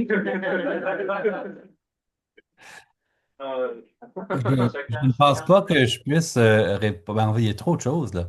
Peut-être la chose sur laquelle j'ai plus envie de rebondir, puis là, c'est peut-être un différent sur le plan terminologique. Mais dans mon domaine, en droit, on parle de bilinguisme asymétrique comme étant une bonne chose. Parce que l'égalité des langues officielles, français et anglais, codifiée, reconnue depuis 1969 dans la loi sur les langues officielles, codifiée dans la Charte canadienne des droits et libertés et dans la loi sur les langues officielles de 88 et 2023, a toujours été la règle. Ce qu'on fait en anglais, on doit le faire en français. Ce qu'on fait en français, on doit le faire en anglais. Donc, on vise on vise la symétrie, la symétrie, pas la L apostrophe, mais la symétrie. Or, ce qu'on a compris, c'est qu'avec le déclin du français sur l'échelle continentale, et c'est qu'il faut en faire davantage pour protéger le français. On ne peut pas avancer en traitant le français comme l'anglais comme le français. Il faut reconnaître, donc, pas un principe d'égalité formelle, mais un principe d'égalité réelle. Réelle, donc, ça veut dire quoi? Ça veut dire prendre acte des différences entre les deux communautés linguistiques et de l'état des deux langues et d'en prendre acte et d'agir en conséquence. Et donc, et ça veut dire donc traiter le français différemment. Donc, avoir une approche asymétrique par rapport aux langues officielles. C'est ce que maintenant la loi sur les langues officielles de 2023 exige, commande. Que le gouvernement doit prendre justement acte de ces différences-là. Et on ne peut pas continuer à traiter la langue minoritaire francophone comme on traite la langue minoritaire anglophone au Québec, mettons. Il faut au contraire aborder les défis propres à chaque communauté sur leur propre terme et avancer. Donc ça, c'est peut-être une nuance que je voulais apporter au commentaire tantôt qui a été produite par Madame la directrice. Mais c'est juste peut-être, comme je vous dis, une nuance au niveau terminologique que constitue. Merci. Il y a d'autres réactions? Oui. Je peux réagir. D'abord, bravo pour votre initiative, elle est très, très importante et je suis désolée que vous ayez passé des obstacles. Et il y a des ressources, et notamment le collège des chercheurs de recherche sur le monde francophone, un club jeune à l'UA pour les étudiants francophones. Et donc, vous pouvez venir solliciter notre aide, on vous réserve une salle sans aucun problème. Ou sinon, juste appelez-moi et je vous réserve une salle. Je veux dire, vous n'avez pas besoin d'infrastructures ou de ressources. Il y a aussi le syndicat étudiant. Donc, il y a plein de ressources, mais c'est peut-être aussi une question comme sur le campus, les services qui vous sont accessibles, les points, ils sont accessibles peut-être. Vous ne les connaissez pas, vous venez d'arriver. Moi-même, je découvre des choses que je ne connaissais pas de l'université après 20 ans. Donc, c'est juste pour dire, mais il y a des ressources, appelez-nous ou contactez-nous. Pour la question du demandeur d'asile, j'aimerais vous parler après. Je crois dire que ce qui est demandeur d'asile ou réfugié, c'est tout un enjeu séparé beaucoup plus compliqué que l'immigration en général. Après, rapidement, pour votre question qui est plus un enjeu politique, je dirais. une politique interne du Québec par rapport aux partis, puis les élections, puis les électeurs, puis faire entendre ce qu'on veut pour se faire voter, donc il y a ça. Et puis, du côté du Canada aussi. Je pense que les deux utilisent la francophonie comme le joker, là, quand c'est nécessaire, mais on change de couleur, de ton, tout ça. Il faut reconnaître que le Québec est autonome en termes d'immigration permanente, donc personne qui l'est, et ils ont toujours favorisé l'immigration francophone à leur propre fin, disons. Le Québec d'abord, la nation et tout. Néanmoins, le Québec, à cause de la situation politique interne du Québec, a peut-être vu avant le Canada qu'ils avaient trop ouvert l'immigration et qu'il fallait la refermer. Et le Canada a fait la même chose, mais quelques années après. Donc je crois qu'ils sont alignés dans ce sens-là. Mais il faut voir, c'est toujours un peu la carte du Québec par rapport à la nation. Et puis bon, je pense que c'est la politique interne provinciale qui joue beaucoup. Mais c'est toujours comme pour protéger la nation québécoise. Mais ça prend différentes formes. Je pense la réponse la plus polie. Je ne sais pas si on pourra tout aborder, mais je vous propose de passer aux commentaires de Yoshka Télémac pour terminer un petit peu cette rencontre qui a été très riche. En 1h30, on a déjà balayé beaucoup d'enjeux. On aurait pu continuer encore des heures et des jours entiers, n'est-ce pas, François Larocque? Mais en tout cas, voilà, Yoshka va nous faire part de son commentaire et ensuite on clôturera la rencontre. Je vais y aller assez rapidement parce qu'il est déjà 13 heures. Je disais, quand j'écrivais à Maître Laron, je disais combien j'avais hâte qu'on entende cette discussion-là parce que c'est quand même assez important de parler de ces choses qui nous tiennent à cœur et aussi pour pouvoir nous projeter et nous permettre de rêver. J'entends que officiellement le français et l'anglais sont des langues égales. Par contre, dans la pratique, on a une certaine asymétrie qu'il va falloir compenser. On a l'État qui promulgue des lois de son côté pour pouvoir jouer son rôle de régulateur de ces langues officielles. On a aussi le milieu associatif qui essaie de compenser là où l'État ne peut pas arriver. Mais ce que je n'ai pas entendu ici, et j'aimerais en parler, c'est l'individu. On a aussi un rôle à jouer en tant qu'individu. Si on peut raconter une histoire, il était une fois un prêtre dans ses Hautes-Alpes, en France, et qui devait venir ouvrir une école ici, en français, au Canada. Et il s'est dit, je ne peux pas. Il est passé à Laval, il a appris l'anglais, et arrivé dans la région de la capitale nationale, il a dit, je vais ouvrir une école où les gens de Hull qui parlent français, de Elmer qui parlent anglais, d'Ottawa qui parlent anglais et français, puissent venir dans cette même école et acquérir des connaissances et communiquer entre eux. Il a voulu faire de cet espace école, qui s'appelait l'école de Bytown à l'époque, un espace de rencontre des langues. Et ça a marché. On a aujourd'hui l'Université d'Ottawa qui est la plus grande université bilingue français-anglais au monde. Et nous devons suivre l'exemple de cet homme-là. Et quand Madame la directrice de l'ILOC parle français, je ne peux pas m'attacher à ma manie de francophone de corriger. Je dois l'écouter. Je dois être ouverte. Je dois entendre ce qu'elle a à dire. Et pas être pressée de corriger comment elle le dit. C'est important comment elle le dit. À l'écrit, moi, quand j'enseigne le français, je trouve que c'est important de savoir bien écrire la langue. Mais quand on communique, on communique. On ne fait pas de barrière autour. Déjà, ce serait un premier pas. Et ensuite, maintenant, aller vers d'autres et aller vivre en français. Je me rappelle, il y a peut-être 3 ou 4 semaines, le directeur du Collège Boréal faisait sa petite allocution à l'occasion des 30 ans de Boréal et il disait, nous devons naître, vivre et mourir en français. Mais entre toutes ces étapes, il y a aussi s'épanouir en français. Moi, j'aurais aimé que tout le monde apprécie les chansons de Salbart du Nouveau-Brunswick autant que les chansons de Blue Jeans Bleu du Québec. C'est parce que c'est francophone. Par exemple, Blue Jeans Bleu va venir ici au Festival franco-ontarien. Donc, il y a de l'échange dans cette francophonie-là. Cette francophonie s'exporte aussi. Véronique Dicker porte de haut le drapeau du Canada en France. Donc, il y a cet effort aussi qu'on ne doit pas négliger et qui doit aussi être encouragé pour pouvoir nourrir cette francophonie, l'ouvrir pour tout le monde et, en fait, permettre qu'elle survive, que plus que la survie, qu'elle vive et qu'elle ait une longue vie. Et c'est peut-être là que je vais terminer avec mon vœu pour cette francophonie-là. Voilà.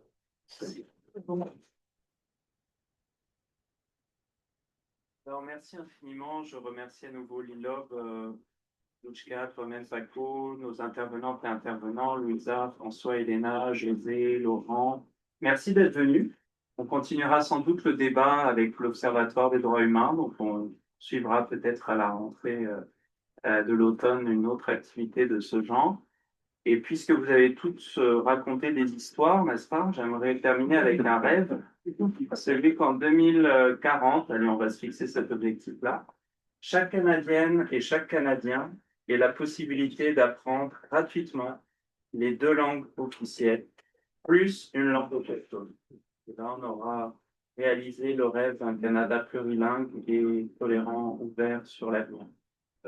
Donc merci, bonne semaine de la francophonie. Et pour celles et ceux qui veulent rester, il y a du café, des gâteaux, du thé.